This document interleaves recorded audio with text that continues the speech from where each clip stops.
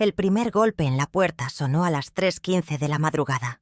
Un sonido seco y brutal que desgarró el silencio aterciopelado del piso 11 del Hotel Grand Splendid. Me desperté de un salto, con el corazón martillando contra mis costillas, confundiendo por un instante el lujo vienés con una pesadilla. Pero el segundo golpe fue más insistente, acompañado por una voz que conocía demasiado bien, afilada por la impaciencia y el privilegio.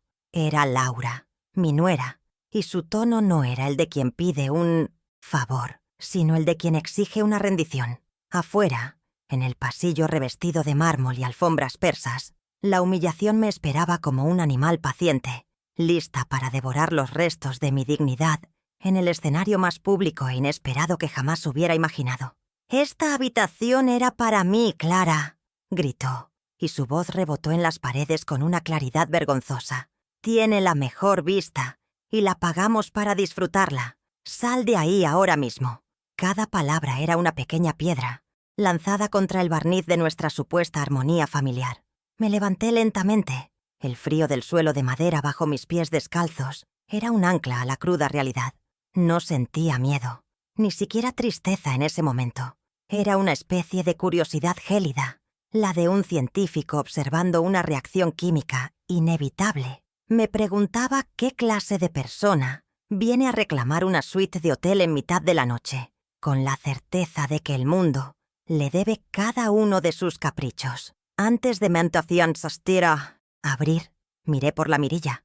La imagen era un cuadro perfectamente compuesto de mi deshonra. Laura, con el rostro enrojecido por la ira, tenía el puño levantado para golpear de nuevo. Detrás de ella, mi hijo Daniel, inmóvil, con la mirada fija en un punto inexistente del suelo. A su lado, el gerente nocturno, un hombre llamado Héctor Salinas, y la supervisora, Sofía Keller, ambos con una expresión de profunda incomodidad, atrapados en un drama doméstico que excedía con creces su descripción de trabajo. Vi sus uniformes impecables, sus posturas rígidas, y entendí que yo no era solo una madre siendo acosada, sino un problema que necesitaba ser gestionado en un hotel de 5 estrellas. Mi mente, en lugar de entrar en pánico, se volvió extrañamente analítica. Pensé en el viaje, en los 28.500 $, que había costado cada detalle, desde los asientos de primera clase hasta esta misma suite con vistas a la Ópera de Viena. Pensé en las décadas de sacrificio silencioso que habían financiado el estilo de vida que ellos ahora consideraban un derecho inalienable. Pensé en las innumerables veces que había cedido, que había puesto sus necesidades por encima de las mías, creyendo que eso era el amor incondicional de una madre. Pero la voz de Laura, cortante y metálica, no era la voz de una hija, era la voz de una acreedora impaciente, y yo, de repente, me sentí como una propiedad mal gestionada. Respiré hondo, alisé mi camisón de seda y giré el pomo.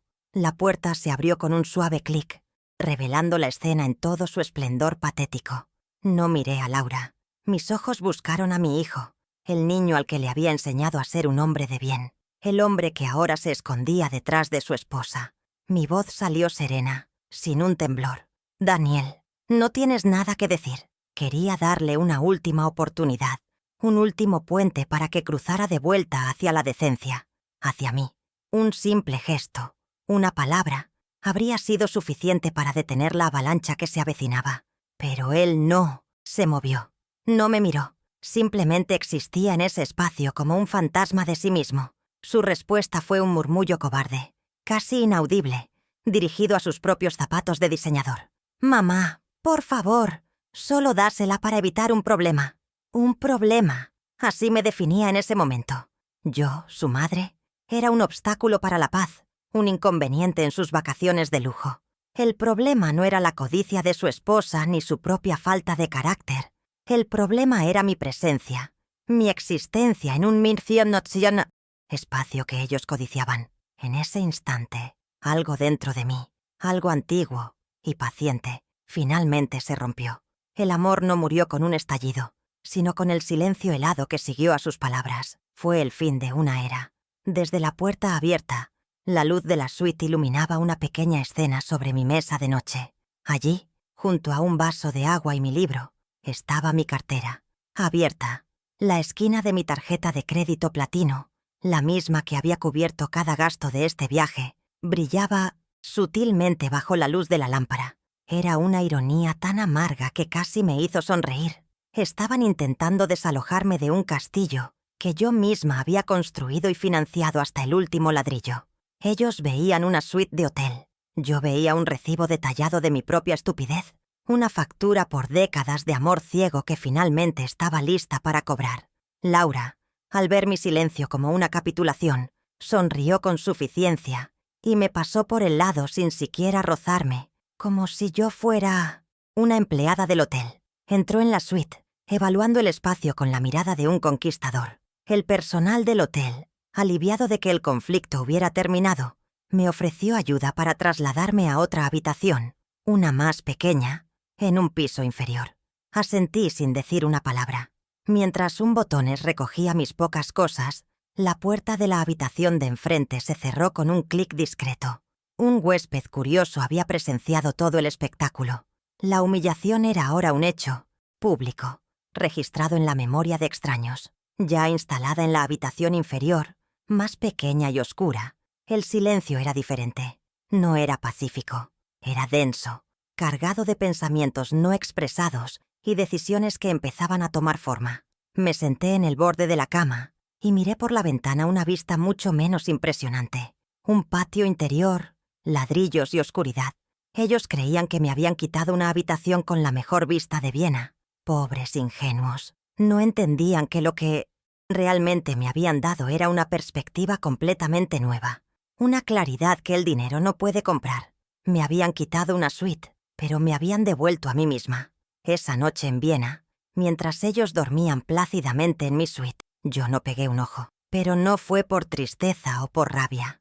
La humillación había actuado como un químico, quemando la niebla de la culpa materna que había nublado mi juicio durante 40 años. En su lugar, quedó una calma fría y precisa. Ellos pensaban que habían ganado una batalla por un puñado de metros cuadrados y una bonita vista. No sabían que, con su crueldad, me habían dado la única arma que necesitaba para ganar la guerra: la certeza. Estaban a punto de descubrir que yo no era un problema a evitar, sino una deuda a punto de vencer. Mi mente, de repente, se convirtió en un archivo perfectamente ordenado. Las imágenes de mis sacrificios pasados desfilaron ante mis ojos, no como recuerdos nostálgicos, sino como pruebas en un juicio que se celebraba en el tribunal de mi conciencia. La primera imagen era yo, 20 años más joven, con la espalda dolorida y los ojos ardiendo, rodeada de diccionarios técnicos a las 2 de la madrugada. Traducía manuales de ingeniería alemana al español. Un trabajo agotador y solitario, pero que pagaba bien. Cada página traducida era una pequeña pieza del mosaico de la matrícula universitaria de Daniel. Una matrícula que ascendió a la impresionante suma de $120,000. Recuerdo el olor a papel viejo y a café recalentado que impregnaba mi pequeño estudio. Daniel dormía en su habitación, soñando con un futuro brillante que yo estaba construyendo para él, palabra por palabra, noche tras noche. Sentía un orgullo feroz en ese entonces, la satisfacción de saber que mi esfuerzo le abriría puertas que para mí siempre estuvieron cerradas. Creía que estaba invirtiendo en su felicidad, en su éxito. Nunca se me ocurrió pensar que estaba, en realidad, financiando la construcción de un monstruo de ingratitud que, décadas después, me echaría de mi propia habitación en un hotel de lujo. La ironía era tan cruel que dolía físicamente. Esa memoria se disolvió y dio paso a otra, mucho más reciente. Hace 5 años, en la sucursal de un banco.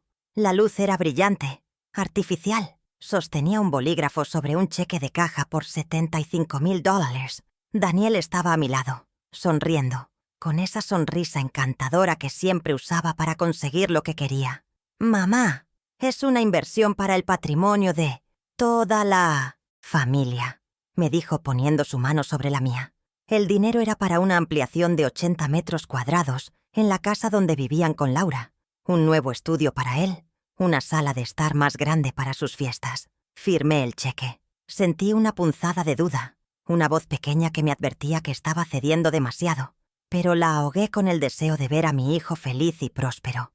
La ampliación se construyó, y era hermosa, un espacio moderno y lleno de luz. Sin embargo, ese patrimonio de toda la familia se convirtió rápidamente en su dominio exclusivo. Rara vez me invitaban a las reuniones sociales que organizaban allí. A veces, desde mi parte de la casa, oía sus risas y la música, sintiéndome como una extraña, una simple inquilina en la propiedad que mi propio dinero había mejorado, pero que ya no sentía como mía. La escena del banco se desvaneció, reemplazada por la más ominosa de todas, una notaría. Hace 3 años, el aire olía a cuero y a decisiones irrevocables. Sobre la mesa, de caoba pulida, un fajo de papeles con un lenguaje denso y legal. Era el contrato de préstamo para la startup de Daniel, un proyecto ambicioso del que yo entendía muy poco. Necesitaba $250,000 y ningún banco se los prestaría sin una garantía sólida. Y esa garantía era yo. O más precisamente, mi casa, mi único patrimonio real, el hogar que había comprado con el sudor de mi frente y que representaba mi seguridad en la vejez. «Es solo una formalidad, mamá», me aseguró Daniel, apretando suavemente mi hombro. «La empresa despegará en 1 año y liberaremos la hipoteca». Dudé.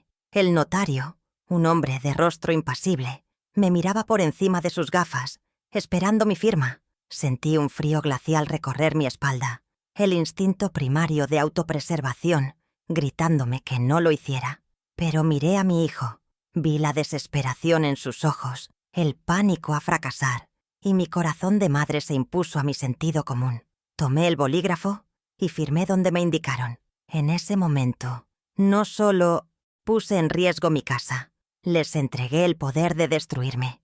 Aquel acto de fe ciega se sumaba ahora a una larga lista de microabusos verbales que, como un goteo constante, habían erosionado mi autoestima. Las frases volvían a mi mente con una claridad dolorosa, cada una un eslabón en la cadena de mi subyugación. «Mamá, no te preocupes por las finanzas. Es muy complicado para ti», me decía Daniel cuando intentaba preguntar por el estado de su empresa. O Laura con una sonrisa condescendiente. «Hacemos esto por tu bien, para que no tengas que estresarte con los detalles». Me trataban como a una niña, una anciana senil cuya única función era proveer recursos sin hacer preguntas. Me di cuenta de que su estrategia había sido brillante en su simplicidad. Me aislaron de mi propio poder financiero convenciéndome de que era incompetente para manejarlo. Me hicieron sentir que su dependencia de mí era, en realidad, una forma de cuidarme, de protegerme del estrés del mundo real. Y yo, por miedo a la soledad, por una culpa materna que no sabía cómo apagar, les había creído. Les permití tejer una red de control a mi alrededor, una jaula dorada cuyas barras eran mi propio dinero y mi propio amor, usados en mi contra con una maestría que me dejaba sin aliento. De vuelta en la penumbra de la habitación de hotel en Viena, todas estas piezas encajaron. El incidente del pasillo no fue un arrebato impulsivo de Laura, fue la culminación lógica de años de explotación consentida. Habían llegado a verme no como una persona, sino como una cuenta bancaria, con un corazón que late, un recurso inagotable que no tenía derecho a tener necesidades o deseos propios. La suite del hotel era simplemente el siguiente activo que sentían que les pertenecía por derecho. Y mi negativa a cederlo instantáneamente fue vista como una avería en el sistema, una insubordinación que debía ser aplastada públicamente. Pero los sistemas pueden ser reiniciados, las cuentas pueden ser auditadas, y las madres, a veces, pueden aprender a poner límites, incluso si les toma 72 años hacerlo. El sol comenzaba a despuntar sobre los tejados de Viena, tiñendo el cielo de un gris pálido. Para ellos, era el comienzo de un nuevo día de vacaciones. Para mí, era el primer día del resto de mi vida. Una vida en la que las cuentas finalmente serían saldadas. Y yo tenía todos y cada uno de los recibos guardados en un lugar seguro, esperando pacientemente este preciso momento. Mi amor por Daniel no se había evaporado, se había transformado, se había convertido en algo más duro, más claro, como el carbón que se convierte en diamante bajo una presión insoportable. Comprendí que el mayor acto de amor que podía hacer ahora, tanto por él como por mí, no era seguir cediendo, sino forzarlo a enfrentarse a las consecuencias de sus propias acciones. Dejar que siguiera viviendo en esa fantasía de éxito financiada por mí solo lo estaba convirtiendo en un hombre más débil, más dependiente y más cruel. La generosidad sin límites no era una virtud, era una forma de habilitar su decadencia moral. El amanecer trajo consigo una resolución de acero. Ya no había espacio para la duda o la autocompasión. La mujer humillada en el pasillo se había quedado atrás. En su lugar había una estratega. Encendí la pequeña lámpara de la mesita de noche y cogí mi tablet. La pantalla se iluminó, reflejando un rostro que apenas reconocía, el de una mujer de 72 años con los ojos brillantes, de una furia tranquila y un propósito renovado. No iba a gritar ni a llorar. Mi venganza no sería un drama operístico, sino una ejecución financiera, silenciosa, metódica e implacable. El imperio de apariencias que había construido para ellos se derrumbaría sin un solo ruido. Lo primero que hice fue revisar mis archivos digitales. Durante 40 años había mantenido un registro impecable de cada transacción financiera importante. Era un hábito que mi difunto esposo me había inculcado. Un hombre práctico que creía que los números no mienten. Daniel y Laura siempre se habían burlado de mi manía de guardar todo, de escanear recibos y archivar contratos. Lo veían como una excentricidad de anciana. Pronto descubrirían que mi excentricidad era, en realidad, su talón de Aquiles. Tenía un arsenal de datos y sabía exactamente cómo usar cada pieza de munición. Abrí el extracto de mi tarjeta de crédito platino. Un documento PDF de 24 páginas detallando cada gasto del viaje a Europa. Hice scroll, lentamente, observando las cifras. Los vuelos en primera clase, $11,200. Las 3 noches en el Grand Splendid, $6,800. Las cenas en restaurantes con estrellas Michelin, las compras en boutiques de lujo, los choferes privados. La suma total ascendía a $28,500. Cada céntimo, salido de mi cuenta personal. Guardé el archivo en una carpeta nueva en mi escritorio virtual. La titulé Evidencia A. La generosidad tiene un registro claro. Sería la primera pieza sobre el tablero. Luego navegué hasta mi archivo de documentos legales. Allí estaba, perfectamente escaneado, el contrato de garantía hipotecaria del préstamo de $250,000. Hice zoom en los detalles. Mi firma, clara y legible. La dirección de mi casa, mi único hogar, listada como única garantía. El sello del notario, dándole una validez inexpugnable. Recordé la sensación del bolígrafo en mi mano ese día, la ligera vacilación antes de firmar. Ahora, ese documento no era un símbolo de mi sacrificio, sino de su temeridad. Lo renombré como Evidencia B. Mi casa no es su cajero automático. Mi memoria, siempre precisa con los detalles, me llevó a un archivo de correos electrónicos de hace 5 años. Utilicé el buscador y en segundos lo encontré. La cadena de emails donde Daniel me pedía los $75,000 para la ampliación de El primer golpe en la puerta sonó a las 3:15 de la madrugada. Un sonido seco y brutal que desgarró el silencio aterciopelado del piso 11 del Hotel Grand Splendid. Me desperté de un salto, con el corazón martillando contra mis costillas, confundiendo por un instante el lujo vienés con una pesadilla recurrente. Pero el segundo golpe fue más insistente, acompañado por una voz que conocía demasiado bien, una voz afilada por la impaciencia y el privilegio que había aprendido a ejercer con maestría. Era Laura, mi nuera, y su tono no era el de quien pide un favor en mitad de la noche, sino el de quien exige una rendición incondicional. Afuera, en el pasillo revestido de mármol y alfombras persas, la humillación me esperaba como un animal paciente, lista para devorar los restos de mi dignidad en el escenario más público e inesperado que jamás hubiera imaginado para mí. «Esta habitación era para mí, Clara», gritó, y su voz rebotó en las paredes con una claridad vergonzosa, diseñada para no dejar lugar a dudas sobre quién mandaba. «Tiene la mejor vista, y la pagamos para disfrutarla. Sal de ahí ahora mismo». Cada palabra era una pequeña piedra lanzada contra el barniz de nuestra supuesta armonía familiar. cada sílaba un recordatorio de mi lugar en su mundo. Me levanté lentamente. El frío del suelo de madera bajo mis pies descalzos era un ancla a la cruda realidad que se desplegaba al otro lado. No sentía miedo, ni siquiera la tristeza que uno esperaría.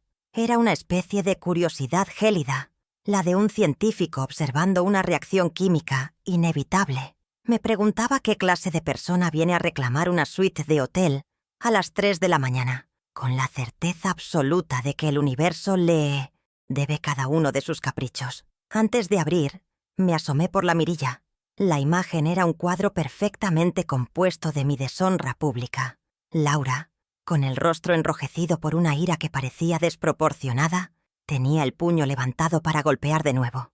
Detrás de ella, mi hijo Daniel, inmóvil, con la mirada fija en un punto inexistente del suelo, un monumento a la cobardía. A su lado, el gerente nocturno, un hombre llamado Héctor Salinas, y la supervisora, Sofía Keller, ambos con una expresión de profunda incomodidad, atrapados en un drama doméstico que excedía con creces su descripción de trabajo. Vi sus uniformes impecables, sus posturas rígidas, y entendí que yo no era solo una madre siendo acosada por su familia.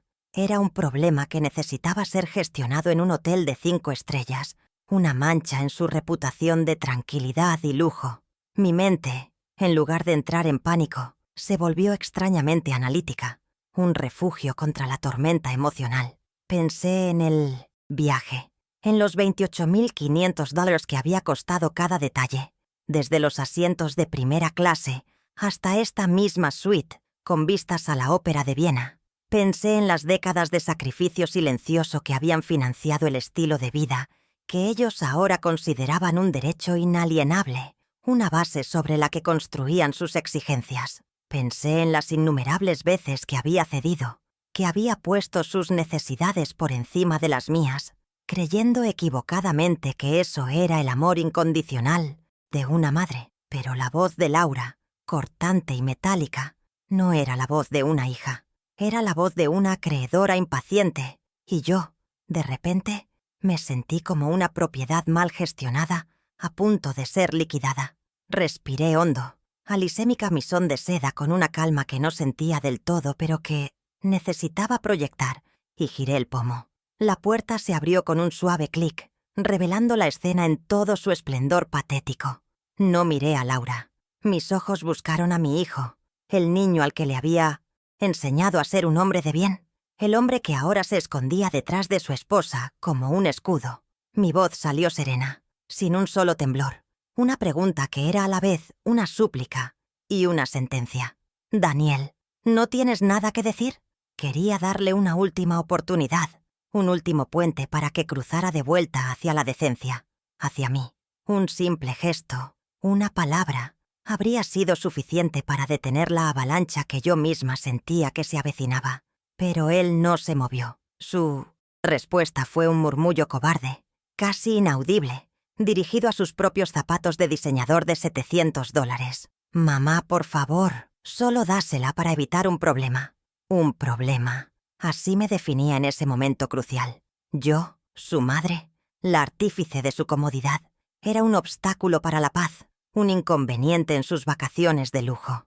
El problema no era la codicia desmedida de su esposa, ni su propia falta de carácter. El problema era mi presencia, mi existencia en un espacio que ellos codiciaban. En ese preciso instante, algo dentro de mí, algo antiguo y paciente que había soportado décadas de pequeños desprecios, finalmente se rompió. El amor no murió con un estallido, sino con el silencio helado que siguió a sus palabras. Fue el fin de una era, el punto final de un libro que había leído demasiadas veces. Desde la puerta abierta, la luz cálida de la suite iluminaba una pequeña escena sobre mi mesa de noche, un detalle que solo yo podía apreciar en toda su amarga ironía. Allí, junto a un vaso de agua y mi libro, estaba mi cartera, abierta. La esquina de mi tarjeta de crédito platino, la misma que había cubierto cada uno de los $28.500 de este viaje, brillaba sutilmente bajo la luz de la lámpara. Estaban intentando desalojarme de un castillo que yo misma había construido y financiado hasta el último ladrillo. Ellos veían una suite de hotel, Yo veía un recibo detallado de mi propia estupidez, una factura por décadas de amor ciego, que finalmente estaba lista para ser cobrada con intereses. Laura, al ver mi silencio como una capitulación, sonrió con suficiencia y me pasó por el lado sin siquiera rozarme, como si yo fuera una empleada del hotel. Mi mente, de repente, se convirtió en un archivo perfectamente ordenado. Las imágenes de mis sacrificios pasados desfilaron ante mis ojos, no como recuerdos nostálgicos, sino como pruebas en un juicio que se celebraba en el tribunal de mi conciencia. La primera imagen era yo, 20 años más joven, con la espalda dolorida y los ojos ardiendo, rodeada de diccionarios técnicos a las 2 de la madrugada. Traducía manuales de ingeniería alemana al español, un trabajo agotador y solitario, pero que pagaba excepcionalmente bien. Cada página traducida era una pequeña pieza del mosaico que conformaba la matrícula de la Universidad Privada de Daniel, una matrícula que ascendió a la impresionante suma de $120,000 a lo largo de 4 años. Yo creía que estaba invirtiendo en su futuro, dándole las herramientas para construir una vida mejor. Nunca imaginé que estaba financiando al arquitecto de mi propia humillación. Recuerdo el olor a papel viejo y a café recalentado que impregnaba mi pequeño estudio en aquellas noches interminables. Daniel dormía plácidamente en su habitación, soñando con un futuro brillante que yo estaba construyendo para él, palabra por palabra, noche tras noche. Sentía un orgullo feroz en ese entonces, la satisfacción de saber que mi esfuerzo le abriría puertas que, para mí, siempre estuvieron cerradas. Creía que estaba invirtiendo en su felicidad, en su éxito. Nunca se me ocurrió pensar que estaba, en realidad, financiando la construcción de un monstruo de ingratitud que, décadas después, me echaría de mi propia habitación en un hotel de lujo. La ironía era tan cruel que dolía físicamente, como una vieja herida que se reabre con el frío de la madrugada vienesa. Aquellos $120,000 no fueron un simple cheque. Representaron más de 1000 noches de sueño sacrificado, de aislamiento y de una concentración mental extenuante. En su ceremonia de graduación, mientras él lanzaba su birrete al aire con una sonrisa radiante, sentí que cada hora de trabajo había valido la pena. Vi su diploma como un testamento de mi amor y mi dedicación. Pero ahora, desde la penumbra de esta habitación inferior, veo la verdad con una claridad dolorosa. Le di una educación de élite, pero fallé en enseñarle el valor del respeto y la gratitud. Le di el conocimiento para ganar dinero, pero no la sabiduría para entender que las personas, especialmente su madre, no son un recurso renovable que se puede explotar hasta el agotamiento. Esa memoria se disolvió y dio paso a otra, mucho más reciente. Hace 5 años, en la sucursal de un banco, la luz era brillante, artificial, y el aire olía a desinfectante y a dinero. Sostenía un bolígrafo sobre un cheque de caja por $75,000. Daniel estaba a mi lado, sonriendo, con esa sonrisa encantadora que siempre usaba para conseguir lo que quería. «Mamá, es una inversión para el patrimonio de toda la familia», me dijo poniendo su mano sobre la mía con una calidez calculada. El dinero era para una ampliación de 80 metros cuadrados en la casa donde vivían con Laura, un nuevo estudio para él, una sala de estar más grande para sus fiestas, una promesa de unión familiar que sonaba demasiado bien para ser verdad. Firmé el cheque, sentí una punzada de duda, una voz pequeña y sabia que me advertía que estaba cediendo demasiado, pero la ahogué con el deseo de ver a mi hijo feliz y próspero.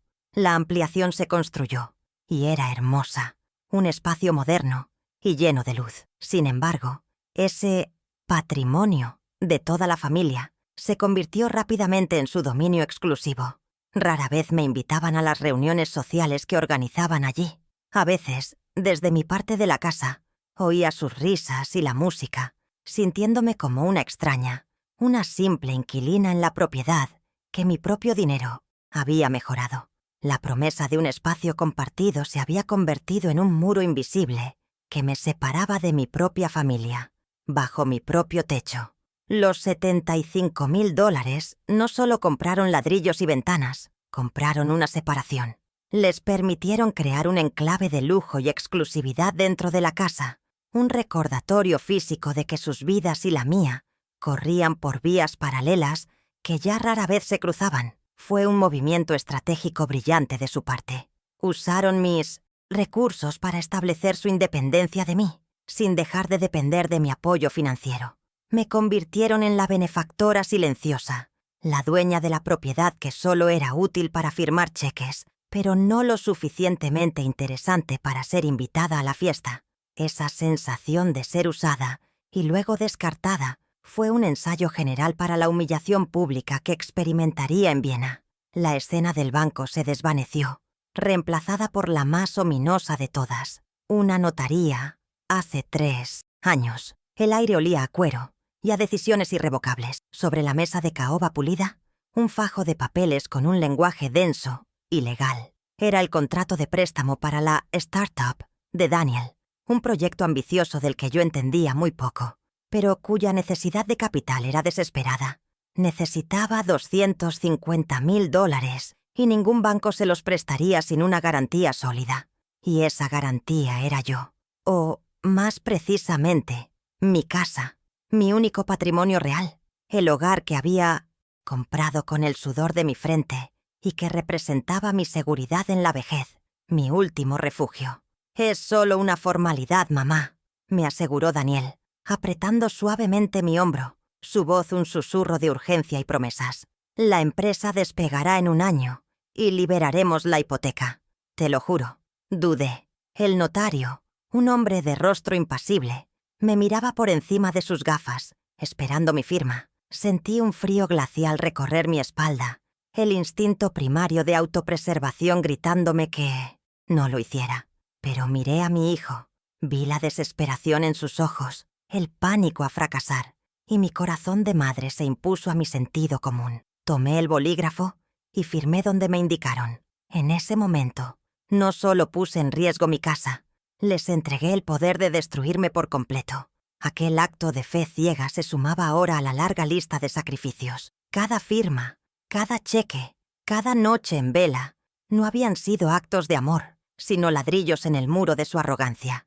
El préstamo de $250,000 no fue solo una transacción financiera, fue la transferencia final de poder. Les di el control sobre mi seguridad, mi paz y mi futuro.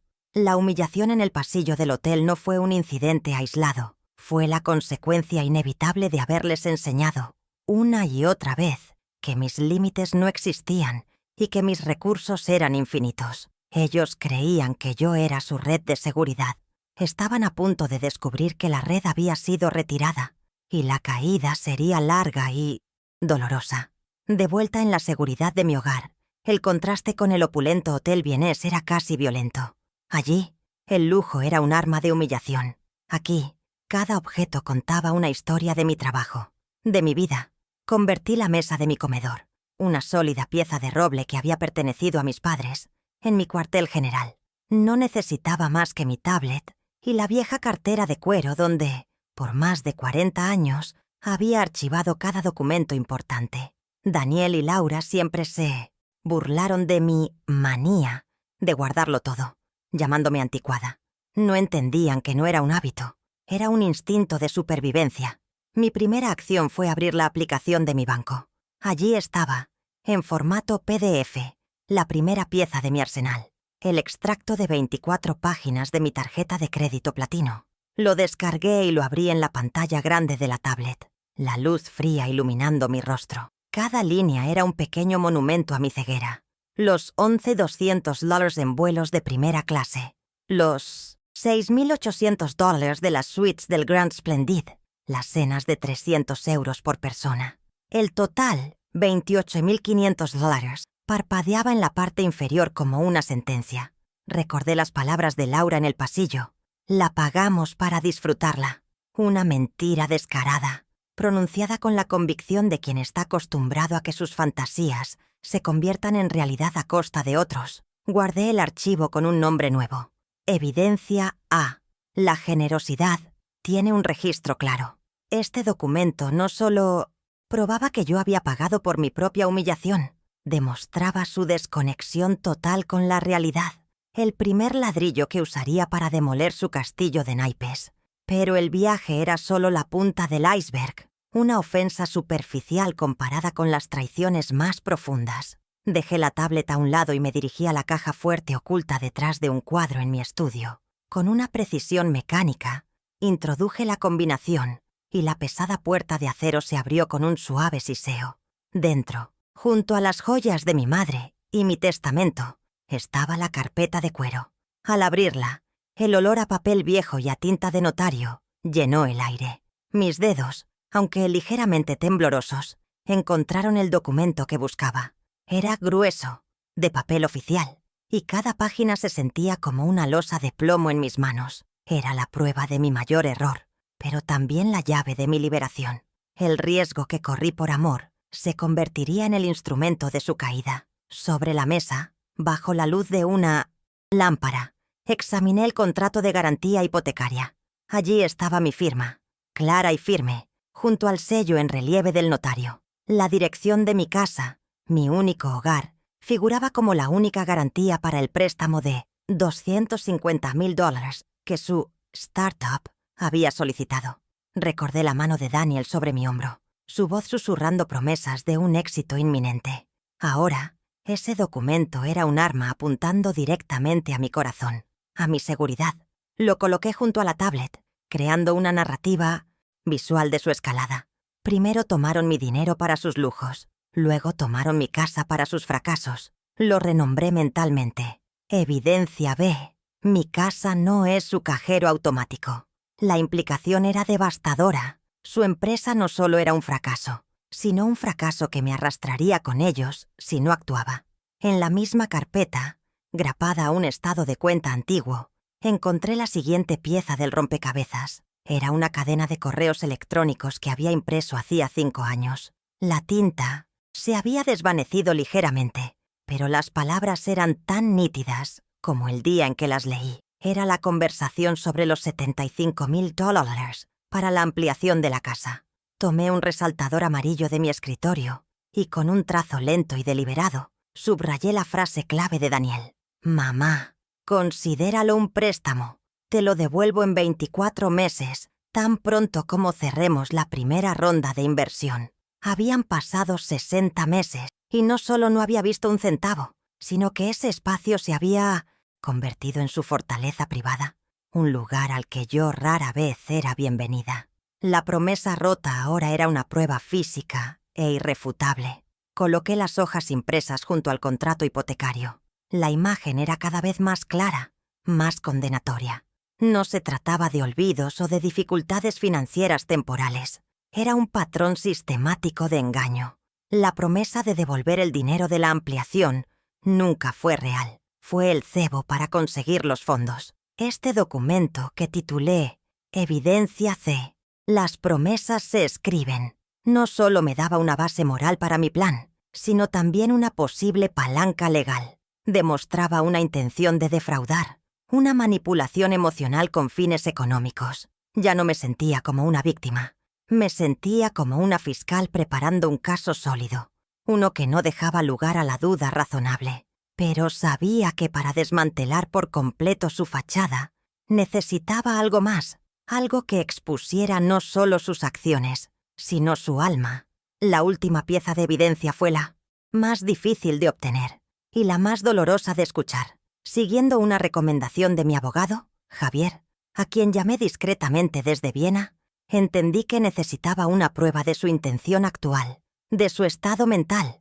Me aconsejó que, si se presentaba la oportunidad de manera legal, documentara su actitud hacia mí y mis bienes. La oportunidad llegó de una forma inesperada. Llamé a Laura con la excusa de coordinar la devolución de unas llaves.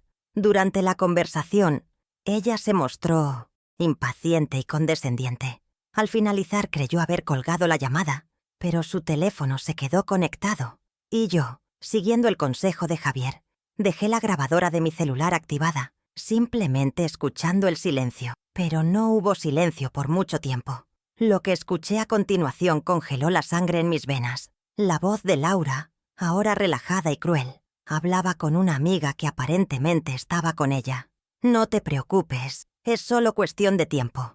Cuando Clara ya no esté, todo esto será nuestro de todos modos, así que es mejor que nos acostumbremos a usarlo ahora. Solo hay que tener un poco de paciencia. Cada palabra era un golpe de martillo en el último clavo de su ataúd moral. No sentí dolor, ni siquiera sorpresa. Sentí una confirmación gélida, la pieza final que encajaba en el mosaico de su traición.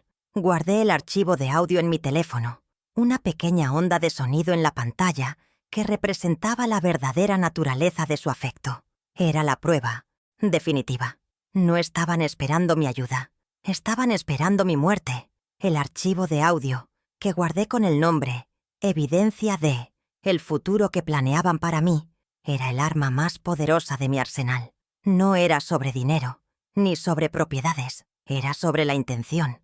Revelaba que su amabilidad era una farsa, su preocupación una estrategia y su amor una mentira calculada para mantenerme dócil y generosa hasta el final. Esta grabación transformaba su comportamiento de simple ingratitud a una premeditación macabra. Ya no eran solo un hijo y una nuera malcriados, eran depredadores esperando pacientemente que su presa envejeciera y muriera para poder reclamar los despojos. La implicación práctica de esta prueba era total. Anulaba cualquier posible defensa de su parte, cualquier intento de apelar a la compasión o al lazo familiar. Destruía su credibilidad por completo. Al final de la tarde, mi mesa de comedor parecía el escritorio de un detective a punto de resolver un caso. A la izquierda, el extracto bancario en la tablet mostraba la hemorragia financiera.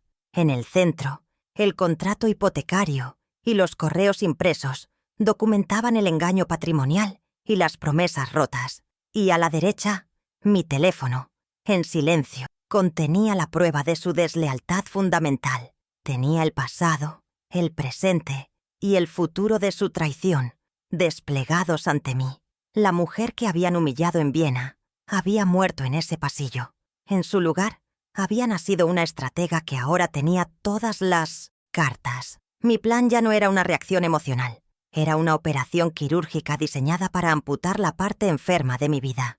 Y la primera incisión estaba a punto de realizarse. El primer paso de mi plan no involucró gritos ni confrontaciones, sino el silencio de una llamada telefónica hecha a las 9 de la mañana, desde la penumbra de mi nueva y modesta habitación en Viena. Marqué el número de Javier Soto, un abogado cuyo padre había sido un viejo amigo. Su voz, al otro lado del Atlántico, era exactamente como la recordaba, grave, tranquila y desprovista de sentimentalismos. «Javier, soy Clara Rivas. Necesito una consulta urgente y discreta en cuanto regrese a casa.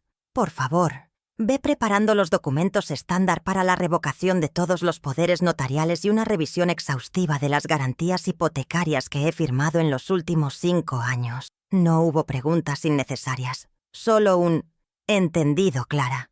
Mi oficina estará lista para ti». Esa breve conversación fue el primer sonido de la maquinaria legal que comenzaba a moverse.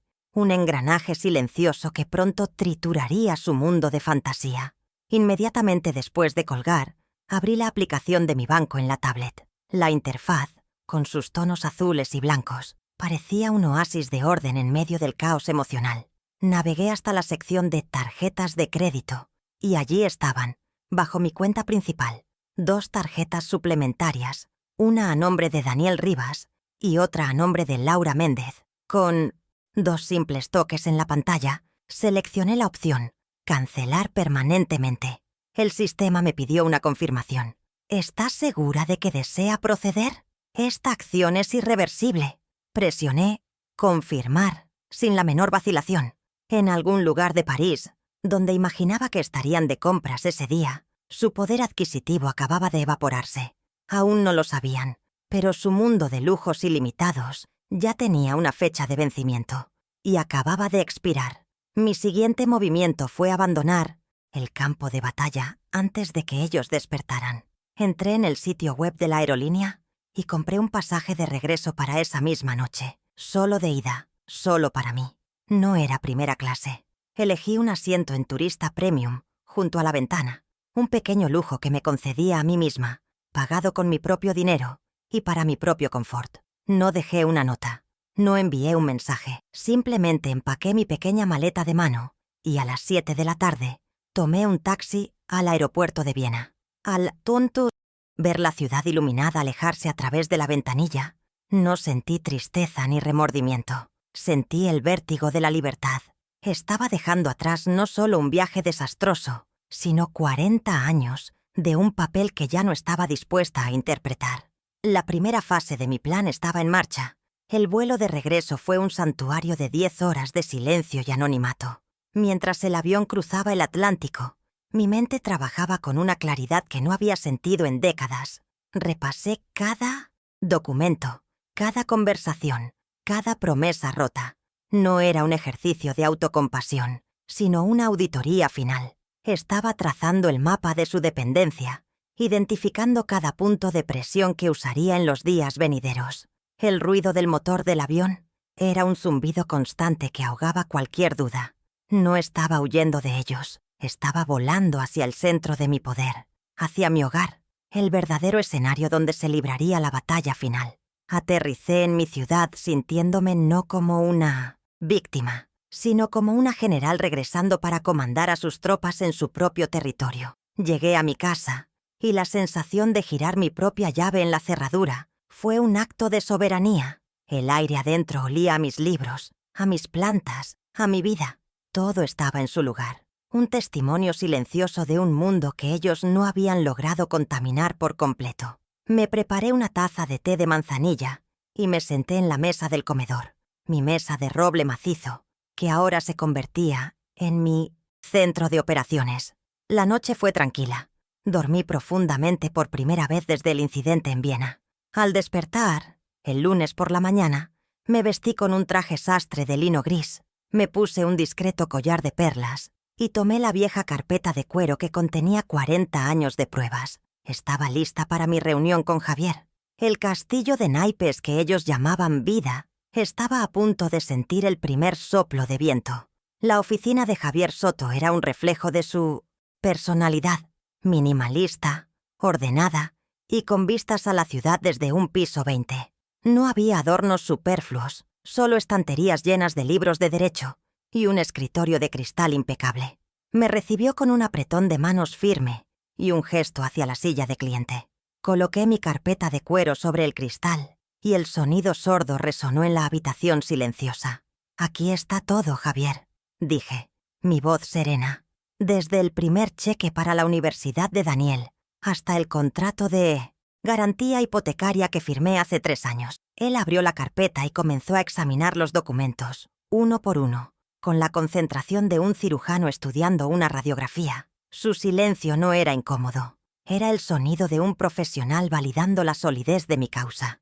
Mientras él leía, yo resumía los hechos con una precisión clínica. Le mostré los extractos bancarios del viaje, resaltando el total de $28.500. Le señalé la cláusula en los correos impresos, donde Daniel prometía devolver los $75.000 de la ampliación en 24 meses. Finalmente le presenté el contrato de garantía de $250.000, la espada de Damocles que colgaba sobre mi hogar. Javier levantó la vista de los papeles. Sus ojos serios se encontraron con los míos. «Clara, esto no es solo una disputa familiar. Esto tiene implicaciones legales muy claras. Tienes un caso sólido para la terminación del comodato de la vivienda y para exigir un plan de acción inmediato sobre la garantía». No necesitaba su compasión, necesitaba su confirmación, y me la dio. La ley, afortunadamente, protege la propiedad, no las expectativas malcriadas. Con su validación, procedí a darle mis instrucciones, que había ensayado mentalmente durante todo el vuelo. «Quiero que redactes una notificación extrajudicial que será entregada por mensajero este miércoles a las 11 de la mañana, justo el día que ellos regresan. La notificación debe contener 3 puntos, sin ambigüedad alguna». Hice una pausa, asegurándome de que cada palabra tuviera el peso correcto. Primero, la revocación inmediata y permanente de cualquier poder o autorización sobre mis cuentas, bienes y decisiones. Segundo, la exigencia de presentar, en un plazo no mayor a 30 días, un plan de refinanciamiento con el banco para liberar mi casa de la garantía. Y tercero, Javier me miraba, con el bolígrafo suspendido sobre su bloc de notas, esperando la estocada final. Y tercero, continué, una solicitud formal de desalojo de la propiedad en 1900, un plazo de 60 días, bajo la figura legal de terminación de comodato. El acuerdo verbal por el que han vivido en una parte de mi casa durante 15 años ha terminado. Javier asintió lentamente, sin mostrar sorpresa, y anotó cada detalle. Será una notificación contundente, Clara. No dejará lugar a negociaciones. Esa es la idea, Javier, respondí. La era de las negociaciones terminó en un pasillo de hotel en Viena a las 3 de la madrugada. Salí de su oficina sintiéndome más ligera, como si un peso que había cargado durante décadas finalmente hubiera sido transferido a los hombros de la justicia. La maquinaria estaba en marcha, y su curso era irreversible. Imaginé la escena con una claridad cinematográfica. Daniel y Laura llegando a casa, cansados del viaje pero satisfechos con su pequeña victoria, esperando encontrarme allí, quizás arrepentida o dispuesta a olvidar el incidente.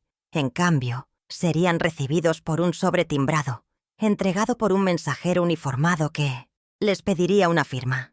Dentro de ese sobre no habría una carta de disculpa, sino el desmantelamiento legal de su existencia. Cada línea de ese documento sería un golpe, una consecuencia directa de sus acciones. No sería una venganza caliente y explosiva, sino fría, burocrática e ineludible. Mientras ellos leyeran esas páginas, yo estaría en mi jardín, podando mis rosas, esperando el sonido de su mundo derrumbándose. El castillo de naipes empezaba a caer. El miércoles amaneció con un sol pálido y una calma que parecía casi una burla. A las 10:55 de la mañana, yo no estaba mordiéndome las uñas junto al teléfono. Estaba en mi jardín, con mis guantes de cuero puestos, podando las rosas con una precisión metódica.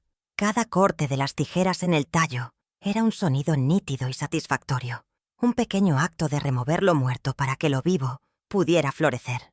Imaginaba la escena en la puerta de su casa, un mensajero con un uniforme impecable, sosteniendo una carpeta con el membrete del bufete de Javier Soto. Imaginaba a Daniel y Laura, recién llegados de su viaje, abriendo la puerta con la fatiga del viajero, esperando una entrega de alguna de sus compras online. No tenían idea de que el paquete que estaban a punto de recibir no contenía lujos, sino la factura de su arrogancia, con acuse de recibo. A las 11 en punto, mi teléfono, que había puesto deliberadamente en modo avión, permanecía en silencio sobre una pequeña mesa de hierro forjado, junto a una taza de té ya fría. No necesitaba escuchar la confirmación del mensajero. Sabía que el engranaje del plan se había movido con la puntualidad de un reloj suizo.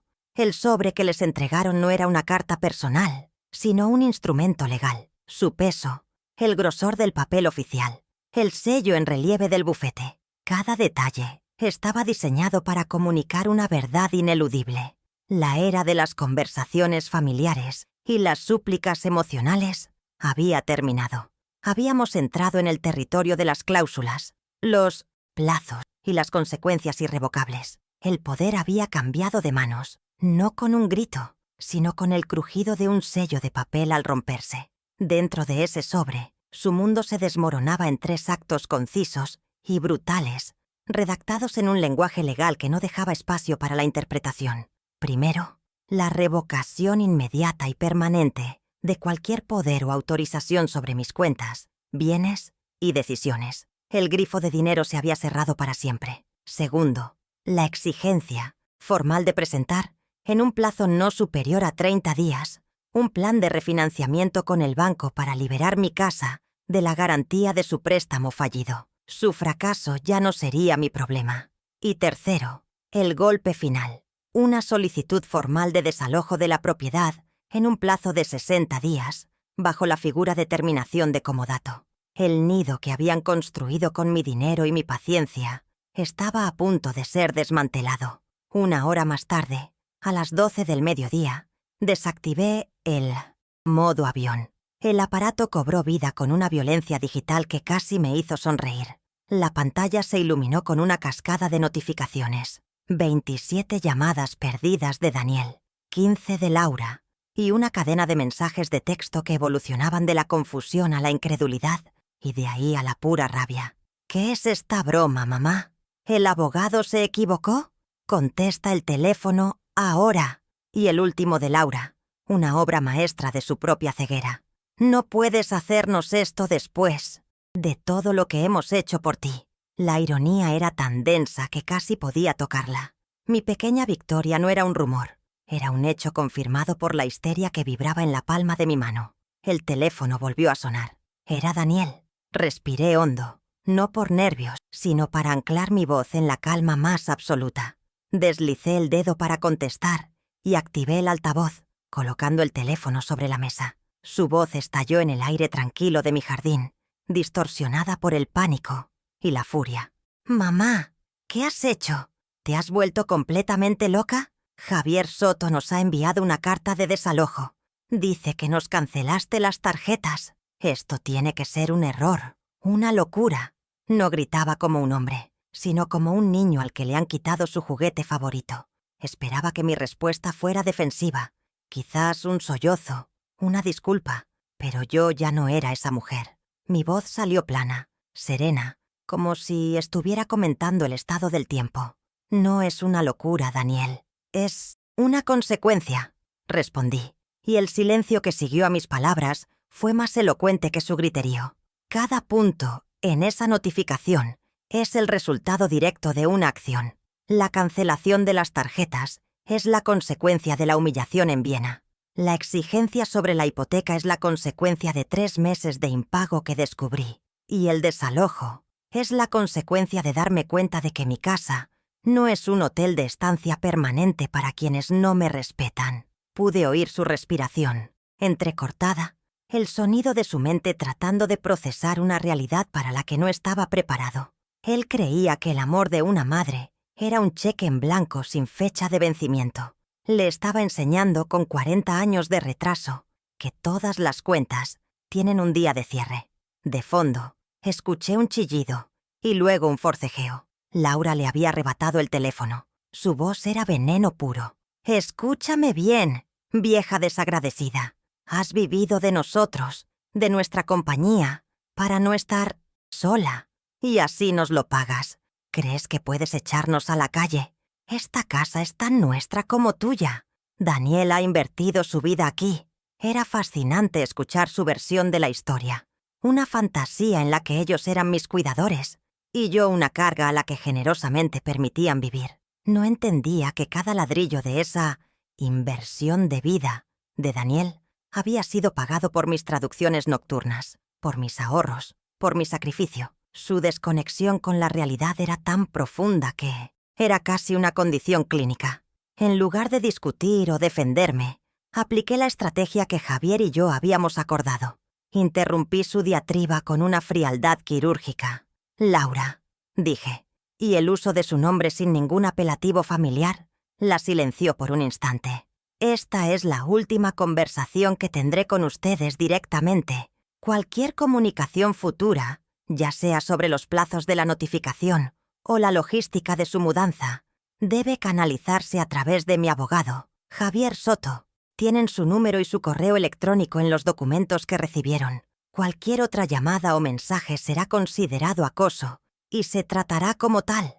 No esperé una respuesta. Simplemente terminé la llamada. El silencio que llenó mi jardín fue el sonido más dulce que había escuchado en años. Era el sonido de mis límites, sólidos e inquebrantables. La llamada confirmó todo lo que ya sabía.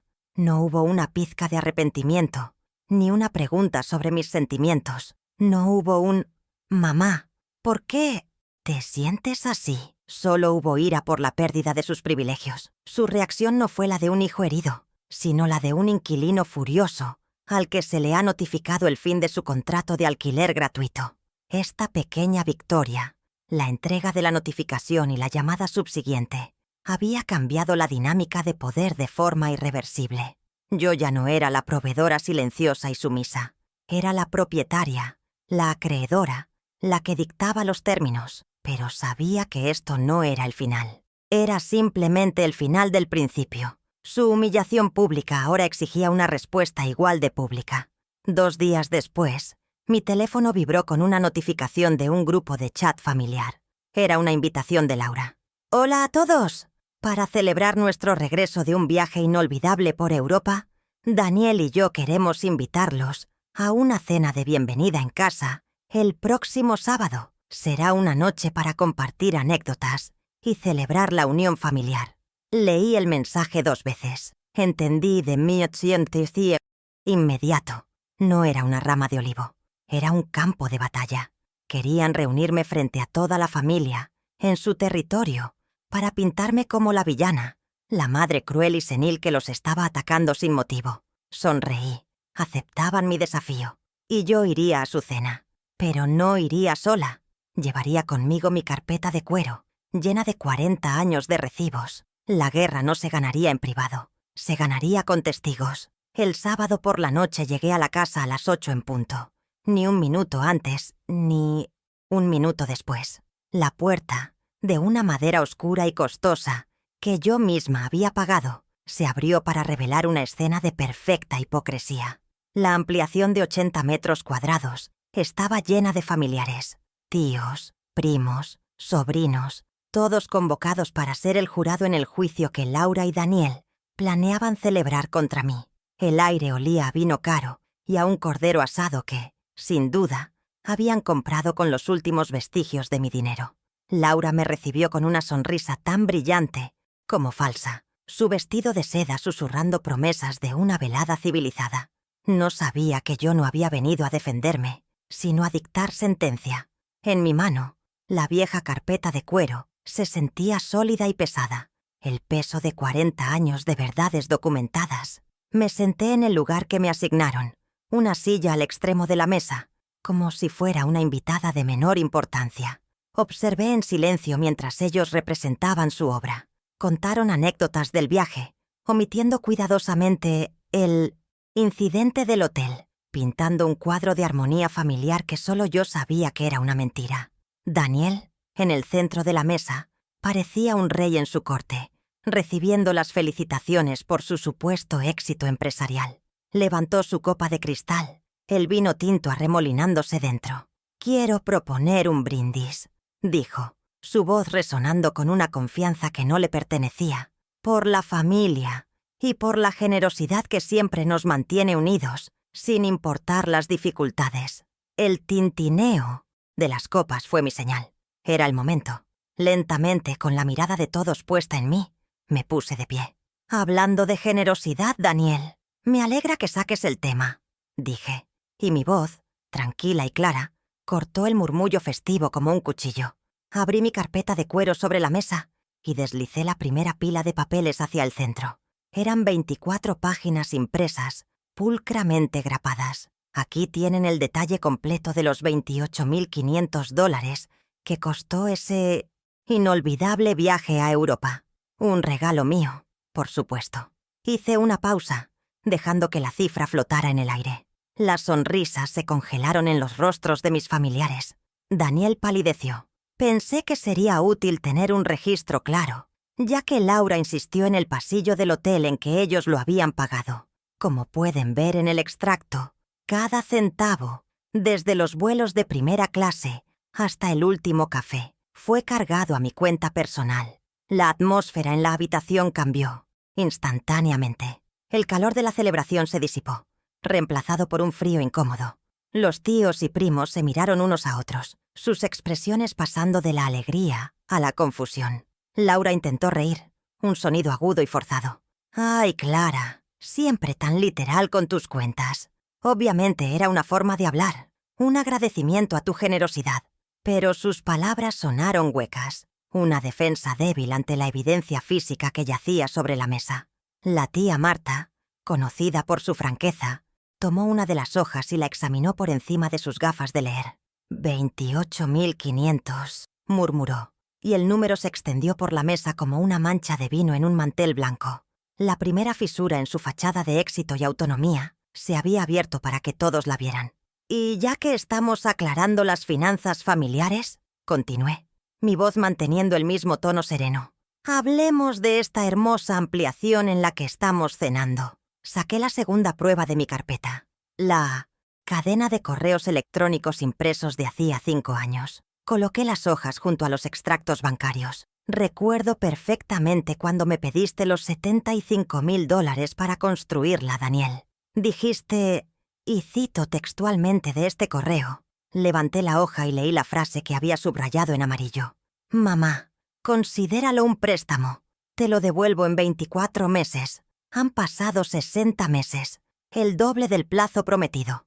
Dejé caer el papel sobre la mesa. Este espacio no fue un regalo. Fue una deuda que nunca tuviste la intención de pagar. La cara de Daniel pasó del blanco pálido a un rojo moteado de vergüenza. Abrió la boca para hablar, pero solo emitió un balbuceo incoherente sobre flujos de caja y retrasos inesperados. Su imagen de CEO exitoso se estaba desmoronando en tiempo real, frente a la misma audiencia que había cultivado para impresionar. Laura lo fulminó con la mirada, una mezcla de furia y pánico. Podía ver el cálculo en sus ojos, su estatus social, su reputación como la esposa de un empresario próspero. Todo se estaba evaporando bajo las luces de su propia fiesta.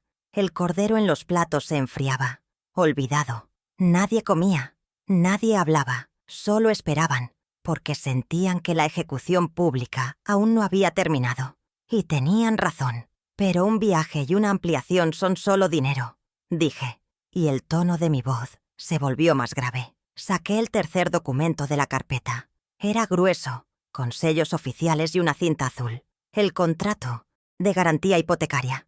Lo coloqué sobre los otros papeles con un sonido sordo y definitivo. Esto, sin embargo, no es solo dinero. Es mi casa, mi único hogar. Levanté la vista y miré directamente a Daniel. Cuando firmé como tu garante para ese préstamo de $250,000, lo hice creyendo en ti. Pero el banco me ha informado formalmente que tu empresa lleva 3 meses consecutivos de impago. 3 meses en los que has estado poniendo en riesgo mi techo, mi seguridad, mientras cenabas en restaurantes de lujo en Viena. Un jadeo colectivo recorrió la mesa. El tío Roberto, que había dirigido su propia empresa de construcción durante 40 años, miró a Daniel con un desprecio que no se molestó en ocultar. La humillación de mi hijo era ahora completa. No solo era un deudor, no solo era un mentiroso, era un irresponsable que había puesto en juego el único patrimonio de su madre anciana por un sueño de grandeza que no podía financiar. La conversación ya no era sobre ingratitud, sino sobre un nivel de imprudencia que rayaba en la crueldad. Los familiares ya no eran espectadores neutrales. Eran testigos de un acto de traición fundamental, pero aún quedaba el golpe de gracia, la prueba que trascendía lo financiero y se adentraba en lo moral. Al principio pensé que todo esto era solo una terrible falta de juicio, dije, y saqué mi teléfono del bolsillo. Pensé que quizás estabas abrumado, asustado de admitir tu fracaso. Traté de encontrar una excusa para ti, para ambos. Coloqué el teléfono en el centro de la mesa, con la pantalla hacia arriba. Pero luego, por accidente, escuché la verdad y me di cuenta de que no era falta de juicio. Era un plan. Presioné play. La voz de Laura, casual y venenosa, llenó el silencio sepulcral. No te preocupes, es solo cuestión de tiempo. Cuando Clara ya no esté, todo esto será nuestro de todos modos, así que es mejor que nos acostumbremos a usarlo ahora. Solo hay que tener un poco de paciencia. La grabación terminó, pero el eco de sus palabras permaneció, tóxico e imborrable. Con la verdad expuesta en toda su crudeza, y con la familia como mi testigo, procedí a dictar las consecuencias, no como una madre dolida, sino como una acreedora ejecutando sus derechos. Por lo tanto, he tomado algunas decisiones irrevocables, anuncié, mi voz firme. Primero, a nivel financiero, sus tarjetas de crédito suplementarias y cualquier acceso a mis cuentas han sido permanentemente bloqueados. El banco de mamá está oficialmente cerrado. Miré a Daniel. Segundo, a nivel patrimonial, mi abogado ya les ha notificado. Tienen 30 días para presentar un plan de refinanciamiento con el banco, usando sus propios activos como garantía. Si no lo hacen, Tomaré control de la sociedad para liquidarla y proteger mi casa. Tu empresa ahora responde ante mí. Finalmente miré a mi alrededor, al hermoso espacio que mi dinero había construido. Y tercero, a nivel doméstico. La notificación que recibieron la semana pasada es legalmente vinculante. El acuerdo verbal por el que han vivido en esta propiedad durante 15 años ha terminado. Tienen exactamente 53 días a partir de hoy para desocupar la vivienda. La palabra desocupar resonó en la habitación. No dije mudarse o buscar otro lugar. Usé el término legal, frío e impersonal. El mensaje era claro. Ya no eran mi familia viviendo en mi casa. Eran ocupantes a punto de ser desalojados. La humillación que me infligieron en Viena había vuelto a ellos, magnificada y legalizada. Me levanté, recogiendo mis documentos uno por uno y guardándolos de nuevo en la carpeta de cuero. No miré a nadie más que a mi hijo. Su rostro era una máscara de shock y derrota. Laura, por otro lado, había encontrado su voz y era un chillido de pura rabia, lanzando insultos que ya no podían herirme. El drama que habían planeado para mí se había vuelto en su contra de la forma más espectacular posible. Dejé la carpeta sobre la mesa. «Pueden quedarse con las copias», dije. «Parece que les cuesta recordar las cosas». Y con esa última frase, me di la vuelta y caminé hacia la puerta. No corrí, no dudé. Salí de esa casa y de sus vidas con la misma calma con la que había entrado, dejando atrás el caos de su propio diseño. El aire fresco de la noche nunca se había sentido tan limpio. El aire fresco de la noche, al salir de esa casa, fue el primer aliento de mi nueva vida. No sentí ni una pizca de remordimiento, ni la sombra de una duda. Detrás de mí, dejaba los restos de un banquete fallido y las voces estridentes de una realidad que se negaba a aceptar su propia quiebra. No me di la vuelta. Caminé con la espalda recta. El sonido de mis zapatos sobre el pavimento era el único ritmo que importaba. Una percusión constante que marcaba el final de un largo y silencioso cautiverio. Al llegar a mi puerta, la llave se sintió diferente en mi mano. Ya no era la entrada a un anexo de sus vidas, sino el portal a mi propio reino, reconquistado y soberano. La paz que encontré dentro no era la ausencia de ruido, sino la presencia de mí misma. Al día siguiente, a las 9 de la mañana, un cerrajero, un hombre de manos callosas y mirada profesional, llegó a mi puerta. El sonido del taladro al remover los viejos cilindros de las cerraduras fue extrañamente catártico. Era un ruido de extracción, de cirugía. Le observé cambiar cada una, desde la puerta principal hasta la del jardín. Cuando terminó, me entregó un juego de llaves nuevas, brillantes y anónimas. No se parecían en nada a las viejas, gastadas por años de uso y de cesiones. Sostuve una en la palma de mi mano. Su peso era insignificante, pero su significado era monumental. Representaba una barrera física, un límite tangible que declaraba, sin necesidad de palabras, que el acceso incondicional a mi vida y a mi espacio había sido revocado para siempre. Como era de esperar, el bombardeo telefónico comenzó esa misma tarde. Primero fueron las llamadas furiosas, los mensajes de texto llenos de signos de exclamación y acusaciones. Luego, al encontrar solo mi silencio como respuesta, el tono cambió. La ira se transformó en una falsa preocupación y finalmente en súplicas empapadas de un arrepentimiento tan artificial como sus sonrisas en la cena. «Mamá, por favor, hablemos. Lo sentimos mucho. Estábamos estresados. No lo decíamos en serio».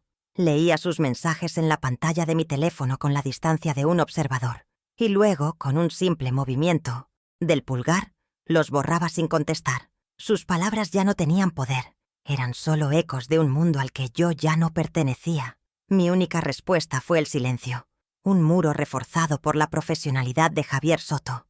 Una semana después, recibí un correo electrónico suyo, conciso y al punto.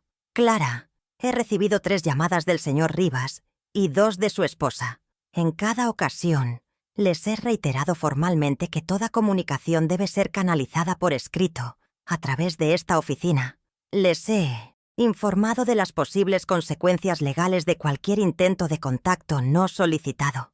No creo que vuelvan a molestarla directamente. Leí el mensaje y sentí una oleada de gratitud por ese escudo legal que había erigido.